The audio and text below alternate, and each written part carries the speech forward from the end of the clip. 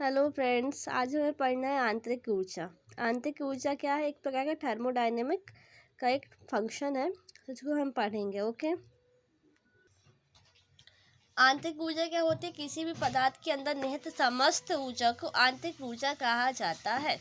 किसी भी पदार्थ है, कोई भी पदार्थ है, उसके अंदर निहित ऊर्जा आंतरिक देखो समझ में ही आ रहा है। आंतरिक ऊर्जा मतलब किसी भी पदार्थ के अंदर निश्चित ऊर्जा आंतरिक ऊर्जा कहलाती है। ये कौन सा गुण है?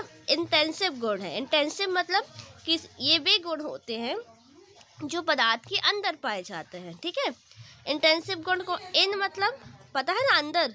ये कौन से गुण होते हैं जो पदार्थ के अंदर पाए जाते हैं, परिवेश बदलने पे परिवर्तित नहीं होते। जैसे कि हमारा वेट अगर सिहोरा में 35 किलो है तो हम जबलपुर भी जाएंगे तब भी 35 किलो होगा। वजन हमारा घटेगा बढ़ेगा तो नहीं कि अगर हमारे यहाँ 35 तो जबलपुर में 40 हो गया, देन कहीं हो गया तो 45 हो गया। ऐसा नहीं होता ना, सब जगह बराबर ही रहता है। तो किसी तंत्र को बदलने पर, विभिन्न भागों में बांटने पर उसके गुण नहीं बदलते।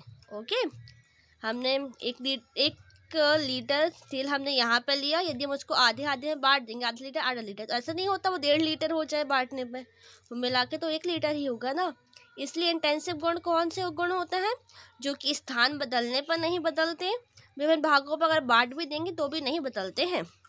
Example density, temperature, volume, heat, capacity. Extensive गुण क्या होते हैं? ये बाह्य गुण होते हैं जो तंत्र को विभिन्न भागों में बांटने के साथ बदल जाते हैं। कौन से गुण होते हैं? बाह्य गुण होते हैं। ओके, आम तंत्र को विभिन्न भागों में बांट भी देंगे तो ये बदल जाएंगे। आंतरिक ऊर्जा क्या एक प्रकार का अवस्था फलन है।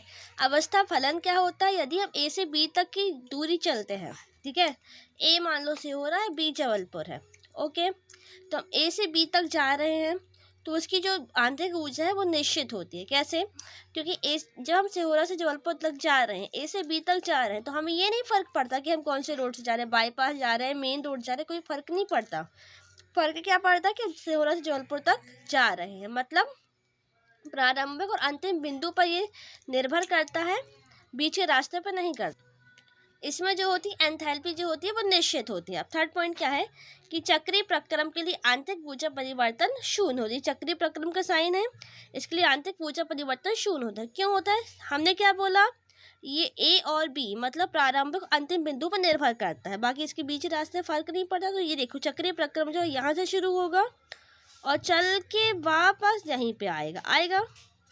ठीक है, यहीं से शुरू होकर वापस यहीं पे आएगा। तो प्रारंभिक बिंदु भी यही है तो अंतिम बिंदु भी यही है, तो परिवर्तन कुछ होगा नहीं, इसलिए इसका मान क्या होता है? शून्य होता है।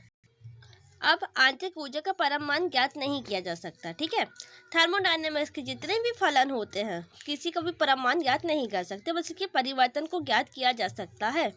डी यू या डेल यू, यहाँ पर ये क्या है? परिवर्तन है। यू आंतरिक ऊर्जा है, इसकी इकाई क्या होती है? जूल पर मोल या प्रति जूल पर मोल होती है। Thank you for watching my videos. Like, share and subscribe.